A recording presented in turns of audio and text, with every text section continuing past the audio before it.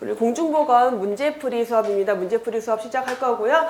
제가 지난 이제 심화이론이나 기본이론 수업할 때도 말씀을 드렸지만 문제풀이 수업 들어오기 전에는 반드시 문제를 먼저 풀어보고 들어오셔야 된다라고 강조를 드렸어요. 그래서 문제를 반드시 수업 듣기 전에 풀어보시길 바라고, 문제집이 이제 이렇게 출간이 됐고요. 아마 지난 2017년 문제풀이 수업 들은 학생들도 있을 텐데, 문제 같은 경우는 새로 계속 이제 보는 시험들이 추가가 그러니까 기출문제, 문제집 구성 자체가 90% 이상이 기출문제예요. 그리고 중간중간에 이제 기출문제는 없지만 중요한 내용들이 예상 문제로 해서 같이 쭉 들어가 있고, 문제의 전체 구성은 단원 챕터 그대로, 그래서 여러분들이 문제를 풀어보시면 알겠지만 이론 진행되는 그대로 문제가 구성이 되어 있어요. 그러다 보니까 새롭게 출제된 문제들, 2017년, 2016년 기출문제들이 중간중간에 막 들어가요. 그래서 기본 이론서처럼 제가 추록을 드릴 수가 없어요. 문제 번호 자체가 아예 다 틀어지고 그런 게 있기 때문에. 그리고 이제 문제 같은 경우는 한번 어차피 여러분들이 또 풀어보셔야 되니까 해서 그런 걸 감안해서 문제집을 보셔야 될 것 같고요. 문제집 전체 구성은 말씀드린 대로 챕터대로 그리고 이론대로 진행이 되기 때문에 사실 지금이 문제풀이 수업이기도 하지만 문제풀이와 동시에 기본 이론을 완벽하게 정리한다라는 생각으로 접근을 하셔야 돼요. 나 문제 풀어보는 거야가 아니라 내가 이론 정리한다. 그래서 문제를 통해서 이론을 정리한다라는 걸로 접근을 하셔야 되고, 또 하나는 이게 여러분들이 이론을 정리하는 마지막 시간이다라고 생각을 하셔야 돼요. 우리 지금까지는 기본 이론 하면서 다시 심화이론, 맞다 그거 있었지, 맞다 그거 있었지, 그게 있었어요. 심화이론 때도 하고 난 다음에 그때 그거 기억 안 나는 거 요거 다음에 외워야지, 이런 게 분명히 있었을 텐데 이제 그거 안 돼요. 지금은 완벽하게 이제 3개월 정도 진행이 될 건데 3개월 동안 이 이론서의 내용을 완벽하게 정리한다라는 걸로 접근을 하셔야 돼요. 암기할 거 다 암기 되셔야 돼요. 문제 풀면서 암기 다 해야 되고, 문제풀이가 끝났을 때 암기가 다 되어 있어야 되고, 그래서 3개월 동안의 문제풀이 수업이 끝나고 나서 모의고사를 볼 때는 내가 진짜 시험을 본다라는 생각으로 시험 보는 연습이지 이론 정리하는 게 아니에요, 모의고사는. 그래서 여러분들 지금 3개월이 굉장히 중요한 시간이고, 지금 1월이잖아요. 새해잖아요, 여러분. 우리 새해는 항상 어떤 마음, 새로 시작하는 마음. 여러분들은 새로 시작한 거예요. 굉장히 중요한 거예요. 내가 하다가 이렇게 지치다가도 1월이 됐으니까 새롭게 여러분들 마인드 세팅. 난 공부 지금 다시 시작하는 거야. 당장 5월달, 6월달에 시험이 있어요. 그럼 5개월 동안 내가 정말 내 모든 에너지를 다 쏟아 부어서 합격해야지 라는 걸로 내용 다 정리하고, 그리고 문제 풀고 진행이 될 거예요. 벌써 목이 메네. 자, 그래서 그렇게 진행이 될 거고, 제가 그 예전에 2018년, 17년, 그러니까 16년, 15년 수업을, 그 과거 수업을 할 때 제가 주로 이제 얘기 드렸던 게 뭐가 있었냐면은, 저희 합격생들이, 여러분들 이렇게 공부하다 보면 독서실 앞에 뭐 보여요? 창밖에 보이나요? 지금 안 보이나요? 옛날은 이렇게 창밖을 보게 돼 있었거든요. 근데 창밖을 딱 보면은 여러분 자습실 앞에 보이는 데가 바로 빕스였어요. 그래서 우리 학생들이 저 빕스를 쳐다보면서 우리 합격해서 저기 빕스 가자 라는 얘기를 하면서 학생들이 공부를 했었고, 이제 그 학생들이 찾아왔어요. 그래서 그렇게 공부를 했는데 합격했다, 우리 수강생들이었고, 그래서 제가 그 친구들을 데리고 이제 빕스에 가서 맛있는 밥을 사주면서 먹으면서, 그 뒤로 수업할 때 제가 그 얘기를 이제 하면서, 여러분들 합격하면 저에게 오셔서 저랑 같이 빕스 먹으러 가자, 제가 사드리겠다라고 굉장히 많이 말씀을 드렸었고, 꽤 많이 갔어요. 그래서 학생들 찾아오고. 근데 이게 오프라인 학생들만 얘기 드리는 게 아니라 온라인 학생들이 여기에 힘을 많이 받는다라고 하시더라고요. 그래서 온라인으로 수업 듣던 학생들도 이제 찾아오는 경우에 와서 같이 간 적이 있었는데, 제가 오늘 이 얘기를 드리는 이유는 뭐냐면, 학생 한 분이 또 연락이 왔더라고요. 학원으로 연락이 왔는데 의료기술직 준비하시는 학생이었고, 아마 이제 16년 강의 들으시고 떨어지셨던 것 같아요. 그래서 포기할까 하다가 그 빕스가 그렇게 생각이 나더래요, 이 학생이. 그래서 한 번 더 준비를 해서 붙었어요.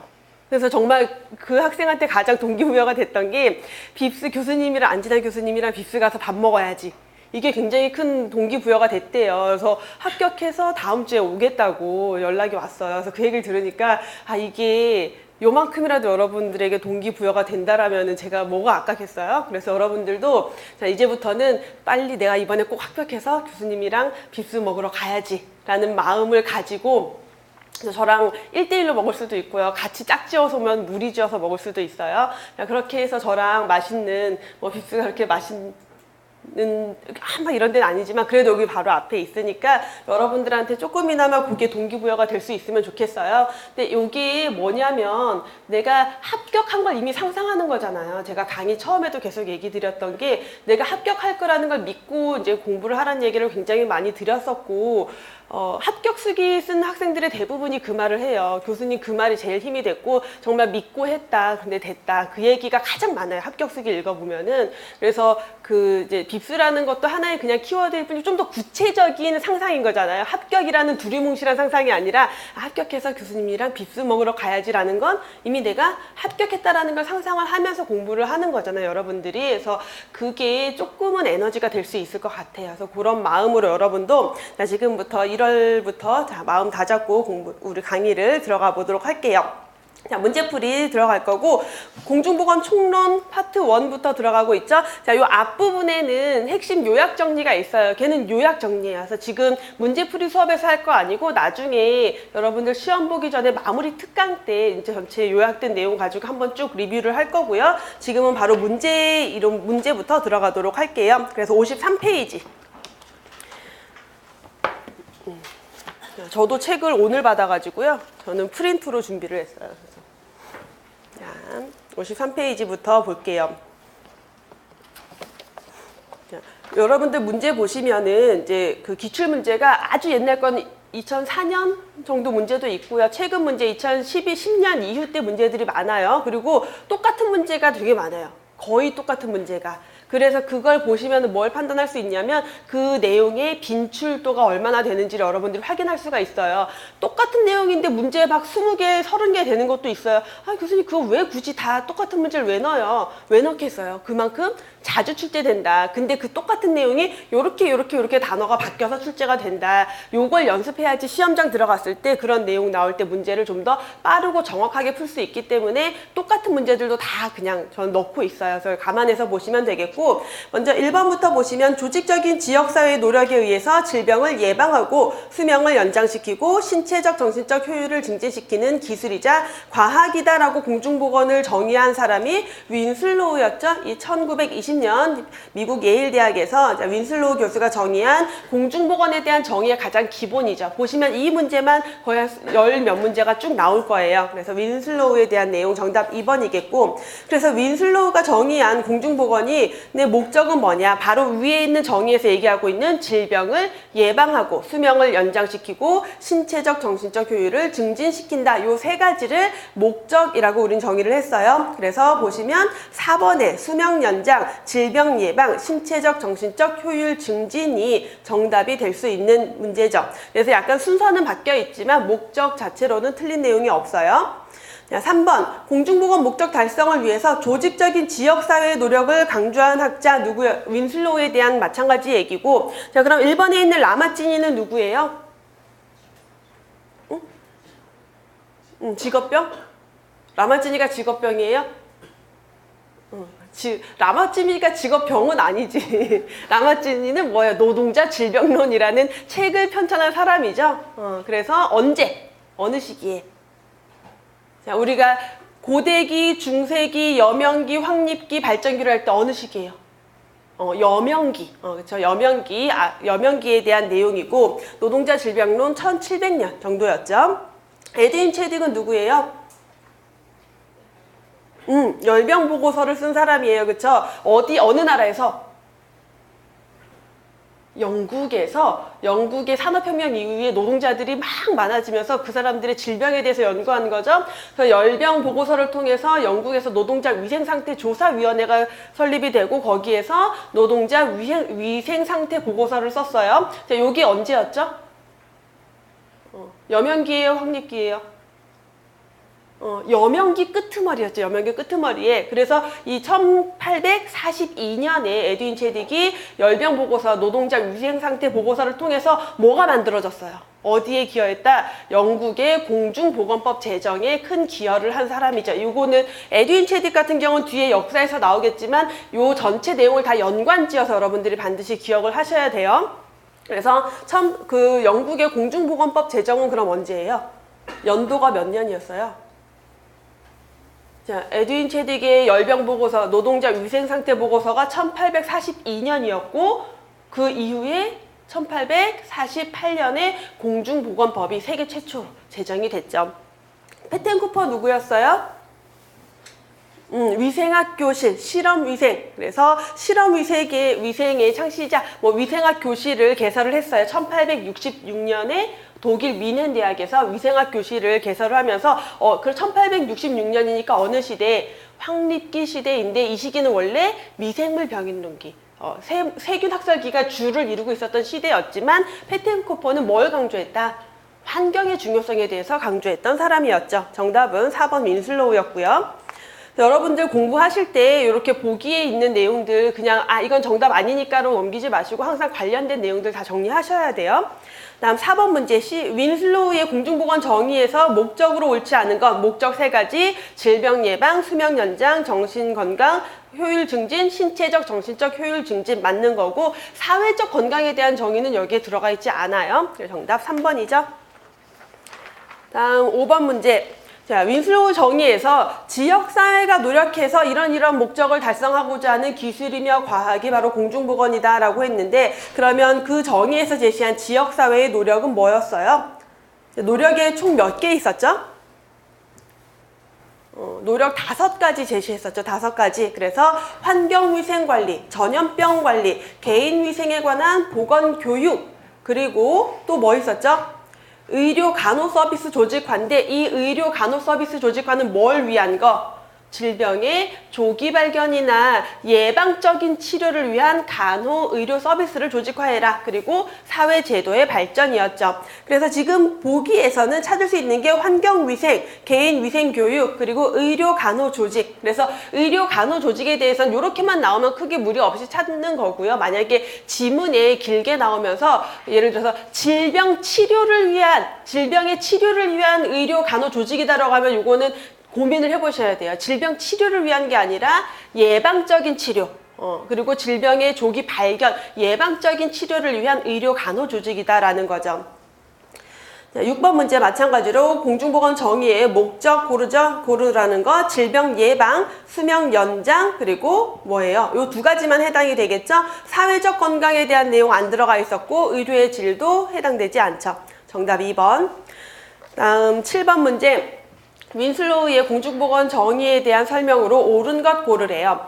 이제 문제 보시면은 이게 16년 문제예요. 그래서 16년 이후 문제들을 보시면은 지문들이 좀 달라지고 있죠. 그래서 쉽게 나올 때도 있어요. 원래 이렇게 빈출되는 내용들은 그대로 쉬운 문제가 나올 때도 있지만 워낙 자주 출제되는 내용이기 때문에 지문을 좀 더 이제 길게 넣는 경향들이 있다라는 걸 이 안에서 파악을 하실 수가 있겠고, 옳은 것 고르래요. 조직적인 지역사회 노력을 통해서 질병 예방, 수명 연장, 신체적, 정신적 효율 증진시키는, 여기까지는 뭐 다 맞는 건데 치료 학문이다. 공중보건은 치료 학문은 아니죠. 지역사회 주민 중에서 건강하지 않은 사람을 대상으로 한다? 누가 대상이에요? 지역사회 주민을 대상으로 한다. 공중보건과 유사한 학문으로는 예방의학, 건설의학, 지역사회 보건학 등이 있다. 공중보건과 유사한 학문들이죠. 질병 예방과 관련된 예방의학이나 건설의학이라고 하면은 건강을 좀 더 건설적으로 하기 위한 것, 최적의 건강을 달성하기 위한 것들. 또 지역사회 보건학도 마찬가지로 지역사회 보건 문제를 다루는 학문이죠. 개인 질병의 치료를 목적으로 한다? 치료는 치료를 목적으로 하고 있지는 않았어요. 그래서 정답 3번을 고르는 문제예요. 다음에 8번 문제 보실게요. 윈슬로우의 공중보건에 대한 정의 옳지 않은 것 마찬가지로 공중보건의 목적 달성을 위해서 지역사회 역할을 강조하였다. 어때요? 누가 노력해서? 지역사회의 노력을 통해서. 그래서 지역사회 노력을 강조하고 있죠. 지역사회는 환경위생 향상, 감염병 관리, 보건교육 이런 노력을 통해서 주민의 질병 예방, 수명 연장에 힘써야 된다. 특별히 문제 없는 지문이고요. 지역사회는 질병의 조기 진단 및 질병 치료를 중심으로 한, 치료가 중심이니까 얘는 틀린 내용이겠죠. 의료 간호사업을 조직화하여야 한다. 그래서 요 내용이 바로 질병의 조기 진단, 질병의 조기 발견과 예방적 치료를 위해서 의료 간호 서비스를 조직화해야 한다라고 해야 맞는 설명이 되겠죠. 지역사회 노력을 통해서 지역사회 주민의 질병 예방, 수명 연장, 신체적, 정신적 효율 증진시키는 과학적 기술, 요것을 공중보건이라고 할 수 있다. 자, 말만 조금씩 바꿔놓은 거고 특별히 문제 없는 설명이죠. 그래서 여러분들이 윈슬로우의 공중보건 정의 우리 다 이미 알고 있고 얘는 뭐 암기되어 있고 지금 이런 노력에 대한 거 보는데 교재 찾아보면 안 돼요. 이건 여러분들 머릿속에 이미 다 들어가 있어야 돼요. 그래서 지역사회가 노력을 한다. 질병 예방, 수명 연장, 신체적, 정신적 효율 증진시키는 기술, 과학이고 지역사회의 노력은 이렇게 5가지 환경위생관리, 전염병 관리, 그리고 보건교육. 여기에 오답으로 자주 들어가는 것 중에 하나가 만성병 관리. 그럴듯하거든요. 우리가 왜 최근에 와서 워낙 만성질환에 대한 거 건강증진에서 중요하게 보다 보니까 만성병 관리 오답으로 자주 넣어요. 근데 만성병 관리 아니고 전염병 관리, 보건교육, 그 다음에 예방적 치료 위한 의료 간호 서비스 조직, 사회 제도 발전을 노력으로 제시하고 있죠. 그래서 9번 문제에 이어서 볼게요. 공중보건에 대한 설명 옳지 않은 것. 공중보건이란 공중의 건강을 향상시키는 과학이라 할 수 있다. 특별히 문제 없는 설명이고요. 개인과 가정의 건강 향상을 위해서 생활환경 개선을 위한 노력을 공중보건이라 할 수 있다. 이건 어때요? 개인과 가족이 아니라 지역사회. 그래서 개인과 가정을 대상으로 하는 건 예방의학의 대상. 이죠. 그래서 요거는 대상으로 접근을 해야 되는 건데 사실 이 문장만 봤을 때는 특별히 문제가 없어 보여요. 그리고 나머지 내용들을 조금 더 보면은 공중보건은 집단 건강을 발전시키기 위한 여기 오타가 위하가 아니라 위한 사회적 역할을 중요시한다. 집단 건강, 지역사회 주민의 건강을 발전시키기 위해서 사회적인 역할 중요하게 생각하고 있죠. 목적은 질병 예방, 수명 연장, 신체적, 정신적 효율 증진. 그래서 옳지 않은 것 2번이 되는 거고 대상으로 항상 접근했을 때 공중보건의 대상은 지역사회 주민, 지역사회 집단이라는 걸 중점으로 보셔야 되는 문제죠. 다음 10번 빈칸에 들어간 내용 옳은 것. 가장 널리 알려진 공중보건학 정의는 1920년에 누가 윈슬로우가 말한 것으로 지역사회 노력을 설명하고 있죠. 전염병 관리, 개인 위생에 관한 보건교육, 의료 간호 서비스 조직, 사회 제도 개발. 이러한 지역사회의 노력을 통해서 질병 예방, 그리고 신체적, 정신적 건강 효율 증진하는 과학이자 기술이다. 그래서 이 중에서 빠져있는 지역사회의 노력이 만성병 관리가 아니라 환경위생 관리죠. 그리고 목적 중에서는 질병 예방, 수명 연장이 들어가야 되겠죠. 그러면 옳은 것 3번을 고르시면 되죠. 자, 11번 WHO의 제25차 회의에서 정의한 공중보건의 정의. 우리 윈슬로우 정의만 본 것 같은데 윈슬로우 정의 아래 WHO의 정의를 강의 중에서 배웠었고요. 근데 특별히 이제 빈출이 많이 되진 않고 얘가 특이점이 있는 게 아니라 윈슬로우의 정의를 거의 그대로 가져왔어요. 그래서 큰 차이가 없기 때문에 그 내용 그대로 보시면 되죠. 그래서 목적 공중보건 정의의 질병 예방, 생명 연장, 신체적, 정신적 효율성 증진을 마찬가지로 보시면 돼요. 그래서 WHO는 윈슬로우랑 마찬가지로 환경위생 개선, 전염병 예방, 개인 위생에 대한 교육이죠. 그리고 예방적 치료를 위한 의료 간호 서비스 조직, 그리고 사회기구 발전, 충분한 생활 수준을 보장할 수 있는 사회기구 발전, 이게 어떤 사회보장과 관련된 내용들이겠죠. 자, 이러한 노력, 지역사회의 노력을 통해서 질병 예방, 생명 연장, 건강과 인간적 능률 증진, 그래서 같은 내용들을 담고 있다라고 보시면 돼요. 자, 정답은 1번이고요. 다음 12번 공중보건학의 정의 아닌 것. 건강에 관한 책임은 개인보다는 공공조직에 있다. 어때요? 건강에 대한 책임을 그래서 누가 노력해야 된다. 지역사회가 노력해야 된다. 공공조직이 건강에 대해서 좀 더 책임을 져야 한다라는 거고 주요 대상은 개인과 가족이 아니라 지역사회 집단, 지역사회 주민이다. 공중보건학의 목적은 질병 예방, 수명 연장이다. 조직화된 지역사회의 공동 노력이 요구되고 있고요. 환경위생, 감염병 관리, 개인 위생에 관한 교육을 통해서 건강을 증진한다. 특별히 문제되는 내용 없죠? 정답 2번. 다음 13번 공중보건 개념을 설명한 것, 옳지 않은 것, 지역사회 주민 대상으로 하고 질병 치료를 우선으로 한다. 자, 공중보건에서는 항상 치료가 우선이 아니에요. 예방이나 조기 진단 등을 봐야 되겠고 지역사회 공동노력 강조하고 있고 환경위생, 감염병 관리, 보건교육이 수단이 되고 있다. 정답 2번이죠. 14번 공중보건학에 대한 설명 옳지 않은 것, 치료기술 개발에 목적을 두는 학문이다. 전혀 맞지 않는 내용이죠. 치료에 대한 것도 아닌데 더군다나 기술 개발 해당되지 않고요. 지역사회 주민의 건강 효율 증진을 위한 학문이고 공중의 건강을 향상시키는 과학이다. 대상은 개인이 아니라 집단이다. 다 맞는 설명들이죠. 정답 1번. 다음에 15번 공중보건에 대한 개념 설명 옳은 것. 고대 그리스 의학자 히포크라테스가 처음으로 하이젠이라는 말을 사용하였다. 어때요? 하이젠이라는 게 무슨 뜻이에요? 위생이라는 개념이고 이 단어는 누가 제일 먼저 썼다? 갈렌 또는 갈레누스라고 하죠. 그래서 갈렌에 의해서 처음 사용이 됐고 갈렌은 어느 시대 사람이에요? 로마였어요. 자, 그리스의 히포크라테스의 의학을 계승한 로마 시대의 갈렌 또는 갈레누스에 의해서 하이젠이라는 용어가 처음 사용이 됐고요. 1988년 미국 의학원은 공중보건을 국민이 건강할 수 있는 여건을 보장하기 위한 사회의 집단적 노력이라고 정의하였다. 미국 의학원 정의 모르겠는데.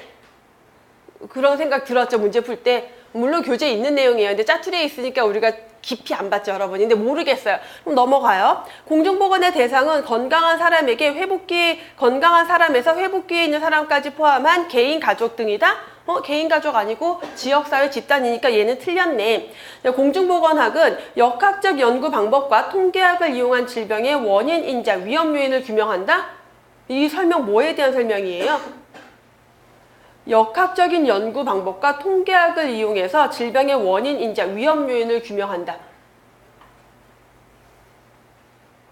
예방의학의 진단 방법이었죠. 예방의학에 대한 설명이에요. 이게 공중보건에 대한 설명이 아니라는 거는 여러분이 알았어요? 이거 다 뭐로 골랐어요, 여러분? 그래서? 다 2번으로 골랐어요? 안 골랐어요? 왜? 4번 골랐어? 알면서? 예방의학이라고 대답도 해놓고? 그쵸? 자, 문제 푸는 연습 중에 하나, 내가 모르는 내용이 나왔다. 걔는 틀린 게 아니에요. 내가 모르는 거지, 항상. 근데 우리 문제가 내가 모르는 내용이 나오면 걔는 우선 틀린 보기라고 생각을 단정 지어버리는 경향이 있어요. 그리고 나머지 중에 아는 것 중에 그나마 괜찮은 걸 찾으려는 습성을 버려야 돼요. 그거 버려야 되는 거고, 역학적 연구 공중보건이 공중보건학이 질병의 원인을 규명하는 학문이 아니잖아요. 예방의학에 대한 설명이죠, 이거는. 그래서 틀린 설명이고, 그러면은, 2번을 다시 봐야 되겠죠, 우리가. 2번 봤더니, 공중보건은 국민이 건강할 수 있는 여건을 보장하기 위한 사회의 집단적 노력. 미국 의학원을 띄워버리고 그냥 공중보건에 대해서 봤을 때 설명 자체가 어때요? 특별히 문제 없잖아요. 국민이 건강할 수 있는 여건을 보장하기 위한 집단적 노력. 지역사회가 노력해서 국민의 건강을 보장한다. 공중보건에 대해서 특히 문제가 없는 설명이에요. 이렇게 답을 찾아가셔야 된다는 걸 다시 한번 강조를 드리고, 여기 있죠. 미국 의학원은 교재에 있는 내용이에요, 여러분들. 공중보건학은 국민이 건강할 수 있는 여건을 보장하기 위한 사회의 집단적 노력이다. 지역사회 집단, 조직 집단이 노력해서 국민의 건강을 보장하는 것이다. 라고 설명하고 있는 거예요. 그래서 요거는 기출문제는 아니고 제가 이제 출제해서 드린 문제인데, 이런 식으로 문제가 나왔을 때 정답 찾는 거 주의하셔야 돼요. 그래서 정답은 2번이죠. 다음 16번 예방의학에 대한 설명으로 옳지 않은 것. 목적은 질병 예방, 수명 연장, 육체적 정신적 건강과 능률을 향상시키는 것이다. 어때요? 이거 공중보건의 목적인 것 같은데 예방의학의 목적은? 아니에요? 그래, 그러면 한번 두고 갈게요. 개인 및 가족이 대상이다. 요건 맞는 것 같죠? 역학적인 연구 방법과 통계학을 이용하여 질병의 원인 인자를 규명한다. 바로 위에 그 15번 문제에 있던 설명이죠. 이게 예방의학에서의 진단 방법이다라는 거고, 투약, 수술, 재활, 상담. 이거 어디에서 쓸까요? 임상의학에서 쓰는 내용이죠. 그러면 내가 잘 모르겠어도 얘가 답이 돼야 되는 거고, 아마 요거는 1번이 얘는 1번은 공중보건의 목적인데 그럼 틀린 거겠지라고 푸신 분들도 있을 거예요. 자, 예방, 이거 여러분 잘 보여요, 글씨? 오늘 왜 이렇게 얘가 흐리게 보이지? 괜찮아요? 보여요? 안 보여요? 왜 대답을 안 해주지? 어쩌라고. 이게 이상하면은 수정을 해야지. 보여요? 그 스크린에는 보여요? 여러분들 교재에서 우리 공중보건, 예방의학, 임상의학 구분해서 볼 때 대상, 공중보건은 지역사회 집단을 대상으로 하고, 예방의학은 개인, 가족을 대상으로 하고, 임상의학은 환자를 대상으로 한다. 근데 공중보건과 예방의학은 대상은 다르지만 목표는 같아요. 예방의학과 공중보건, 그래서 우리 그 예방의학과 공중보건은 한 권의 책으로 나와요, 사실. 의학에서, 의대에서 보는 교재로는 예방의학과 공중보건이 한 권의 책이에요. 한 권의 책으로. 그래서 공중보건을 좀 더 개인과 가족에게 접목시키는 게 예방의학이다라고 보시면 돼요, 좀 더. 그래서 목표가 같다라는 게 특징이었죠.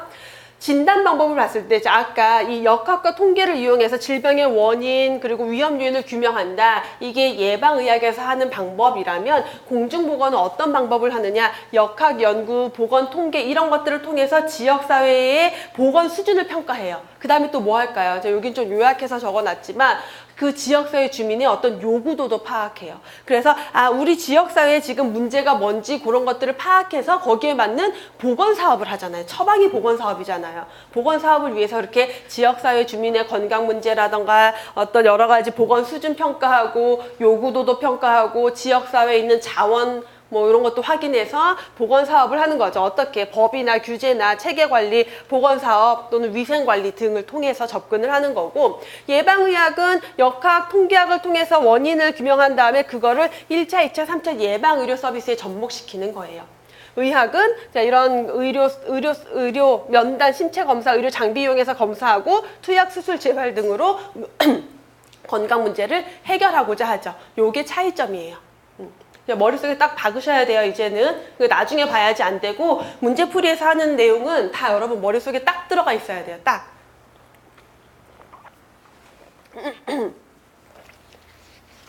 자, 그래서 어디 갔죠? 16번 정답은 4번이죠? 다음 17번. 보건조직이 공중보건 사업을 수행하는 데 있어서 최소 대상은 누구다? 지역사회 주민이다. 쉬운 문제죠. 자, 2017년 충북문제. 대상으로 가장 옳은 것 지역사회 주민. 그래서 여러분들 실제 문제 풀러 가보면요, 이미 이제 시험 몇 번 봐보신 분들도 있겠지만 한 80%는 되게 쉬운 문제 나와요. 항상 헷갈리고 이렇게 약간 논란의 소지가 되는 게 한 4문제 선이에요. 그래서 그걸 누가 잘 푸냐라는 게 문제겠죠. 공중보건학과 임상의학에 대한 설명 옳지 않은 것. 임상의학의 목표는 환자의 건강회복, 고통 경감, 장애 방지 등이고, 공중보건은 건강보호, 증진, 질병 예방이다. 임상의학의 대상은 건강한 사람에서 회복기에 있는 사람까지 포함한 개인, 가족, 인구 집단이다. 이거 어때요? 임상의학은 인구 집단을 대상으로 하질 않아요. 그냥 환자가 대상이죠. 공중보건 서비스 제공 전문 인력은 예방의학자, 임상의사뿐만 아니라 공중보건과 관련된 전문가, 보건학 관련 전문가를 다 포함한 지역사회 조직이다. 옳지 않은 거 3번이죠. 다음 20번. WHO에서 제시한 공중보건 3대 핵심 원칙 하면 참여, 형평, 협동 3가지죠. 옹호 가능화 조정은 건강 증진의 접근 전략 3가지였죠. 봉사, 법규, 교육, 요건 뭘까요? 서비스에 의한 봉사행정, 법규에 의한 통제행정, 교육에 의한 조장행정, 보건사업의 접근 원칙, 그리고 접근 방법, 앤더슨이 제시한 보건사업의 수단이 되는 것들 3가지였죠. 옹호 역량강화 연합은? 옹호 역량강화 연합은? 왜 힝 하는 표정을 보여주지 나에게? 이거 뭐예요? 얘도 건강증진이잖아요. 그래서 건강증진 접근 전략이 옹호 가능화 조정 또는 옹호 역량 강화 연합 2가지가 다 시험 문제로 나와요. 근데 같은 내용이에요, 사실. 같은 내용이고 약간의 이제 표기의 차이, 내용의 가능화라는 게 뭐예요? 그 국민들이 사람들이 자기의 건강을 증진시키는 게 가능하도록 만들어야 된다. 가능하려면 뭘 해야 돼요? 그 사람들의 건강 문제 해결에 대한 역량을 강화시켜야 돼요. 역량 강화, 가능화 같은 거고 조정, 연합, 여러 관련 분야 단체들이 연합해서 업무를 약간 역할을 조정해서 접근해야 된다라는 거 연합 조정 같은 거로 보시면 돼요. 정답은 3번이죠. 다음 21번 문제. 보건사업에 대한 설명, 바른 것. 자, 얘는 그냥 두루뭉실한 문제, 어디 교재에 있는 내용 이게 아니라 보건사업에 대해서 여러 가지 내용들을 섞어서 그냥 기본 개념적 설명을 하고 있는 것들이죠. 감염성 질환은 오늘날 그 발생 빈도가 극히 낮아져서 중요성이 감소되었지만 아직도 결핵, 나병, 성병 같은 만성적인 감염병이랑 새롭게 등장한 에이즈 감염 등이 보건사업의 중요한 대상이 되고 있다. 어때요? 특별히 문제 없어요. 요즘의 현대의 상황을 설명하고 있는 거죠. 보건사업은 포괄적인 건강 문제를 대상으로 하는 것도 있고 효율성의 측면에서는 동질적인 인구 집단으로 분류하거나 질병에 따라 분류하는 수직적 보건사업의 형태도 있다. 이거 어때요? 포괄적인 건강 문제를 대상으로 한다라는 거는 그냥 가족 전체를 대상으로 한다라는 거예요. 우리 통합보건사업이냐 특수보건사업이냐.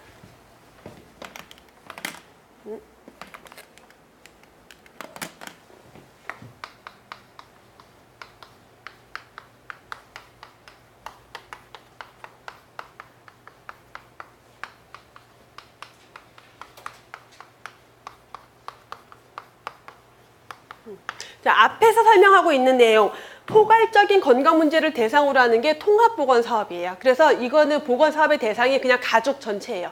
그래서 이 가족의 전체적인 문제들을 포괄적으로 접근하는 게 통합보건사업이라면 특수보건사업은 어떤 특수한 계층, 특수한 집단, 특수한 건강 문제를 가진 사람 또는 뭐 모성보건사업, 모자보건사업이라던가 결핵보건사업이라던가 또는 뭐 예방접종 사업이라던가 이러한 특수한 문제를 별로 나눠서 그 문제에 집중적으로 들어가는 게 어떻게 좀 더 효율적으로 접근하기 위해서 이런 식의 동질적인 인구 집단을 묶어서 하는 사업을 특수보건사업이라고 해요. 그래서 얘를 질병에 따라 분류하는 수직적 보건사업의 형태도 있다. 수직적 보건사업이라고 하는 이유는 뭐냐면 이렇게 쪼갠 거예요. 어떤 문제를 가지고 있는 사람끼리 쪼개서 요 사람들만 대상으로 그 문제를 가지고 있는 사람 쪼개서 요 사람들만 대상으로 했기 때문에 그냥 수직적인 사업이다 라고도 표현할 수가 있는 거고 그래서 이러한 통합보건사업이나 특수보건사업의 형태가 있다라는 설명이고요. 보건사업의 대상 인구 집단을 특성에 따라 세분화할수록 동질성이 높아져서 사업 내용의 선정이나 수단 선택이 쉬운 장점이 있다. 요거 이 두 가지 사업 중에 특성에 따라 세분화했다라는 건 특수보건사업을 얘기하는 거겠죠. 그럼 특성에 따라 세분화를 시켜놓으면 자, 결핵보건사업을 하고 있어요. 그러면 결핵이라는 동질성 높은 내용을 가지고 있기 때문에 우리가 어떤 내용으로 접근을 해야 될지가 명확하겠죠. 내용 선정도 유리하고 어떤 수단을 이용해서 교육을 할지 사업을 할지도 굉장히 명확해지겠죠. 통합보건사업은 자, 가족 전체를 대상으로 하는데 뭘 다루지?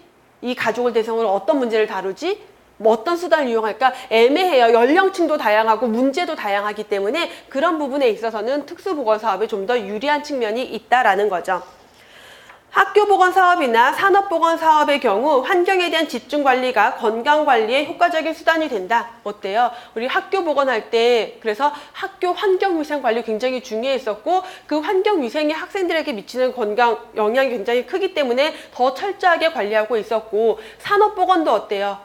산업안전보건법 이런 것들을 통해서 산업 환경을 잘 조성을 해서 그 환경이 건강에 미치는 영향을 최대한 문제를 줄이고자 하고 있죠. 그래서 효과적인 수단이 되고 있다. 그래서 가나다라 모두 맞는 설명에 대한 문제예요. 아마 이런 문제가 시험 문제에 나오면은 좀 고민하는 시간이 여러분들이 길어질 수가 있어요. 왜냐하면 어떤 교재에서 딱 있는 내용 갖다 넣은 것도 아니고 뭔가 명확하게 틀린 것 같지도 않지만 아 이거 진짜 맞나라는 고민이 드는 그래서 이런 것들은 읽어봤을 때 특별한 문제 정말 이건 아니지 라는 게 없으면은 잘 이렇게 맞는 내용들일 확률이 좀 높아져요. 그래서 여기에서 오답을 넣을 때는 정말 아닌 단어가 들어가요. 그런 것들을 잘 찾아내셔야 되겠죠. 정답은 5번이고요. 다음 22번 문제. 공중보건 목적 달성을 위해서 위한 보건 사업은 사업의 특성에 따라 중앙정부 주도해야 하는 경우랑 지방자치단체 주도해야 하는 사업으로 구분할 수가 있다. 그래서 다음 중 중앙정부 차원에서의 보건 사업의 특성으로 옳지 않은 것. 동시성, 획일성, 일관성, 지속성. 어때요? 동시성. 중앙정부 차원으로 할 때. 전국에 동시에 딱 진행할 수가 있겠죠. 지방정부에서 주도하면은 지방마다의 상황이 다르니까 뭔가 동시에 접근이 어려울 수가 있지만 동시에 할 수가 있는 장점이 있고요. 획일성. 그래서 획일된 내용으로 집행할 수가 있겠죠. 지방 주도로 하면은 지방마다 다른 상황들을 다 고려해야 되니까 일관성 있는 사업이 진행이 가능하다. 그래서 동시성, 획일성, 일관성, 거기에 강력한 집행. 지방정부보다 좀 더 강력한 집행이 가능하고 지속성 측면에서는 좀 더 장기적이고 지속적인 사업은 지방정부 주도하에 이루어지는 사업이 더 적절하죠. 그래서 지방정부가 좀 더 장기적이고 지속적인 사업을 할 수가 있겠고 그래서 이렇게 중앙정부 주도하에서는 동시성, 획일성, 일관성 그리고 강력한 집행 그래서 주로 감염병 같은 거 할 때 전국에 동시에 해야 돼요. 그 지역만 해봤자 의미가 없죠. 다 그냥 퍼져 나가니까. 그리고 획일적으로 진행이 돼야 되겠고 일관성 있는 사업이 이루어져야 되겠죠. 거기에 강력한 집행까지 가능하겠고 지방정부에서 주도하는 거는 그 지역의 특성, 요구를 주로 반영할 수가 있겠고 또 지역사회 개발 사업과도 연계가 가능하고요. 장기적이고 지속적인 사업이 가능한 게 지방정부 주도하에 이루어지는 보건사업의 특징이다 라고 볼 수 있겠죠. 그래서 정답 4번이고 23번 공중보건 3대 접근 방법으로 알맞은 것 고르래요. 자, 앞에서 또 나왔던 건데 공중보건에서의 3대 접근 방법이라고 하면 흔히 우리가 앤더슨이 제시한 공중보건 수단, 공중보건 사업의 3대 요소라고 하는 것들이죠. 그래서 봉사, 법규, 교육. 봉사하면은 서비스에 의한 봉사행정 또는 봉사 그리고 법규에 의한 규제 그리고 교육에 의한 조장행정 같은 것들이 들어가죠. 정답은 4번이고요. 병인 숙주 환경은 어디서 나온 거예요? 병인 환경 숙주는? 뭐 역학적 삼각형 모형 또는 생태학적 모형의 주요 요소가 병인 숙주 환경이죠. 자, 24번 같은 내용이죠. 앤더슨의 공중보건 사업의 3대 접근 방법, 봉사, 법규, 교육이고요. 병인 숙주 환경 했고 참여 항평 협동은 WHO에서 제시한 공중보건의 3대 접근 원칙이었고요.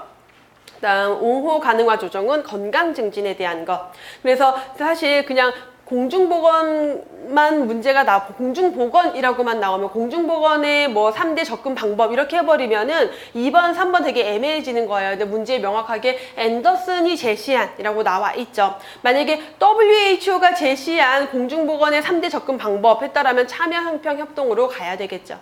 정답 2번. 25번 공중보건 사업 시행 시 가장 중요하게 적용되는 보건사업 수단.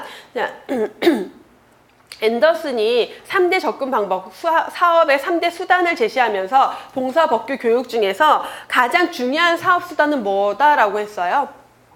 이 세 가지 중에 교육에 의한 조장 행정이 가장 중요한 사업 수단이다. 그게 미치는 영향이 가장 크죠. 그래서 그 내용이고요. 공공정책에 관한 보건정책 집행, 법적 규제 강화를 통해서 법규 제정, 보건교육을 통한 지역사회 주민의 참여 호소, 그리고 보건의료적 접근 방법, 자, 이런 것들 중에서 가장 중요한 사업수단은 바로 보건교육이 되는 거죠. 정답 3번. 자, 26번은 여러분들 어려웠죠? 26, 안 어려웠어요? 답 뭐예요? 4번 잘 골랐어요? 아, 저만 이게 어렵겠구나 라고 생각을 했었나 봐요. 그래요. 아주 훌륭한데? 자, 이 건강도시에 대한 거고 신공중보건 사업의 가장 대표적인 신공중보건 사업에 대해서 묻고 있는데 자, 신공중보건이라고 하면요. 이제 우리 최근 1990년대에 들어와서 오타와 헌장 건강 증진을 강조하면서 이제 대두되고 있는 내용을 신공중보건이라고 해요. 그럼 구공중보건은 질병 예방, 전염병 이런 거에 좀 더 포커스가 있었다라면 신공중보건은 어떤 것, 건강 증진에 대한 것, 만성 질환에 대한 거에 좀 더 포커스를 맞추면서 이 내용을 조금 볼게요. 신공중보건 사업은 질병 양상이 과거 감염병에서 만성 질환으로 바뀌면서 공중보건 시대에서 신공중보건 시대로 넘어갔어요. 신공중보건의 시대인 거고, 신공중보건 사업의 가장 대표적인 게 바로 건강도시와 건강증진. 그래서 건강도시 사업, 건강증진 사업을 가장 대표적인 신공중보건 사업이라고 보시면 돼요. 그래서 이거는 사실 일반적으로 나오는 내용이라기보다는 이제 보건교육사 쪽 교재에서 있는 지문들을 이제 참고를 해서 문제를 출제했던 내용이고, 그래서 세계보건기구에서 건강도시에 대한 거를 이제 얘기했던 게 우리 교재에서도 신공중보건 개념할 때 신공중보건 사업을 WHO에서 모든 국가의 신공중보건 사업을 받아들여 라고 하면서 두 가지 건강도시, 건강증진을 강조할 수가 있겠고요. 그러면서 건강도시라고 하는 거 사람들의 삶의 모든 기능을 수행하고 그들의 잠재력을 최대한 발휘할 수 있도록 물리적, 사회적 환경을 계속 개선하고 지역사회 자원을 확충하는 그러한 도시를 그 건강도시라고 하고 있고, 세계적으로 건강도시 사업이 쭉 진행이 되고 있죠. 우리나라도 마찬가지고, 더불어서 건강증진에 대해서는 오타와 헌장을 통해서 건강증진의 개념을 정리를 하고 있죠.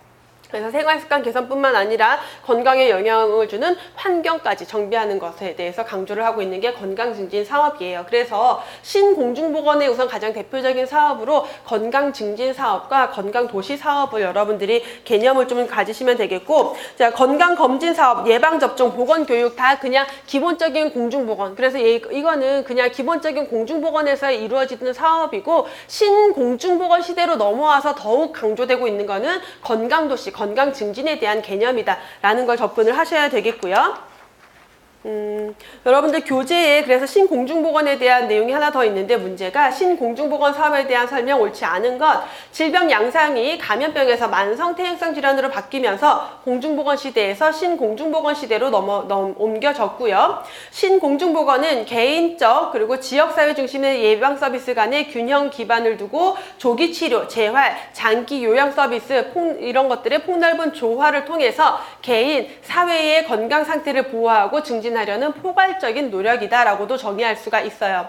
WHO는 알마타 선언을 통해서 건강 증진을 공중보건 사업의 하나로 하는 신공중보건 사업을 모든 국가가 받아들일 것을 권고하였다. 자, 요거는 정확하게는 WHO는 오타와 헌장을 통해서 건강 증진을 신공중보건 사업, 건강 증진을 공중보건 사업의 하나로 하는 신공중보건 사업을 모든 국가가 받아들여라라고 강조를 했어요. 그래서 그걸 권고하면서 1990년대에 이제 여러 나라들이, 뭐 미국 같은 경우는 헬스 피플 2010, 또 캐나다는 헬스 캐나다, 자, 이런 것들이죠. 오타 헌장에서 건강 증진을 공중보건 사업의 하나로 하는 신공중보건 사업을 받아들여라라고 권고를 하면서 이제 1990년대 들어와서 많은 국가들이 그 신공중보건 사업을 전개하고 있어요. 자, 그 대표적인 게 미국의 헬스피플 2010, 뭐 헬스피플, 또 헬스 캐나다, 일본 같은 경우는 헬스 재팬 21, 우리나라는 헬스플랜 2010에서 이제 헬스플랜 2020으로 넘어와서 지금 진행이 되고 있는 사업들, 이런 것들이 다 신공중보건 사업을 받아들여서 하고 있는 내용들이에요. 연관된 내용들이죠. 그래서 알마타 선언이 아니라 오타와 헌장으로 고쳐야 맞는 설명이 되겠고요. 우리나라는 신공중보건 사업으로 헬스플랜 2010을 내걸고 국민건강증진 종합계획을 추진하여 현재 4차 국민건강증진 종합계획을 통해 건강증진 사업을 진행하고 있다라고 했죠. 네, 여기에 제가 요게 2017년 10월, 그래서 제가 얘를 안 해놨네. 제가 얘를 넣어버렸네요. 자, 10월에 있었던 문제 시험이에요. 그래서 마찬가지로 신공중보건에 대한 내용의 문제가 출제가 됐었고, 이게 없었어야 되는데. 자, 볼게요. 질병 양상이 과거 감염병에서 만성 퇴행성 질환으로 바뀌면서 공중보건에서 신공중보건 시대로 옮겨졌다. 신공중보건에 대한 설명으로 옳은 것. 보건교육을 통한 개개인의 지식을 강화시킨다. 개인 위생과 예방접종을 중점에 둔다. 과학기술과 의료기술 발달로 치료의학이 강화되었다. 지역사회와 연계된 건강증진 정책을 수립한다. 정답이 4번이죠. 이미 빨간 표시가 들어갔지만 이제 여러분들이 그냥 요 내용을 쭉 보고 나서 보니까 답이 쉽게 딱 들어오는데 사실 요 문제 가지고 요때 시험 보신 학생들이 되게 1번이냐 4번 1번이냐 괜찮아요? 1번이냐 4번이냐 가지고 학생들이 되게 막 1번이에요 4번이에요 저 1번 했는데요 저 4번 했는데요 많이 했어요. 근데 사실 조금 애매한 부분, 만약에 요게 없었다라면 보건교육을 통해서 건강 신공중보건 사업도 사실 보건교육 중요하잖아요. 얘를 무시할 수는 없는 거예요. 보건교육을 통해서 다양한 사업들이 진행이 되기 때문에 조금 논란의 소지가 있겠지만 명확하게 얘는 지식을 강화시킨다라는 내용이 보기에 들어가 있었어요. 근데 애초에 보건교육의 목적은 뭐예요? 지식을 강화시키는 게 목적이 아니라 행위를 변화시키는 게 목적이에요. 보건교육은. 그래서 거기에서 얘는 답이 아니야 라는 걸 출제자가 이미 넣어둔 거예요. 그리고 이게 없었다 하더라도 건강 증진에 대한 정책이 좀 더 큰 의미에서 신공중보건에 맞물리는 거죠. 그래서 얘는 보건교육 같은 경우는 그냥 구공중보건에서도 똑같이 강조되어 오던 거예요. 그러니까 보건교육과 건강증진 사업 중에 뭘 골라야 된다? 건강증진에 대한 내용을 고르는 게 더 적절한 문제예요. 그래서 실제 워낙 이 문제 가지고 되게 학생들의 그 논란이 많았었기 때문에 근데 요거는 정확하게 거의 한 80% 이상 복원된 문제고 그래서 요 문제 지금 여러분들 안 들여서 막 적고 있을 텐데 안 적지 말고 제가 올해 유독 시험이 또 10월 달에 있었고 12월 달에 있었어요. 그거 다시 드릴 거예요. 다시 복원한 거 가지고 강의해 드릴 거니까 지금 굳이 적지 말고 관련된 문제여서 지금 먼저 한 번 더 보여드린 거예요. 워낙 또 학생들이 헷갈려 했던 문제기도 하고. 자, 그래서 요 문제 정답 4번이었고요. 그 다음에 하나 더 있으니까 28번 문제까지 볼게요. 애시튼과 세이모어는 공중보건 변화 단계를 4단계로 나눴는데 어떻게 나눴어요? 제일 먼저? 뭐가 제일 먼저였어요? 자, 보기에서 보시면은 우선 산업보건, 개인위생, 치료의학, 신공중보 이런 것들 쭉 있는데 뭐가 제일 먼저겠어요? 얘네 네 가지들 중에서 개인위생 우선 딱 봐도 치료의학은 뒤일 것 같죠? 그리고 신공중보건 시대 만약에 당연히 뒤겠죠. 그러면 산업보건의 시기랑 개인위생의 시기 중에 뭐가 더 먼저예요? 우리 공중보건 역사할 때 했잖아요.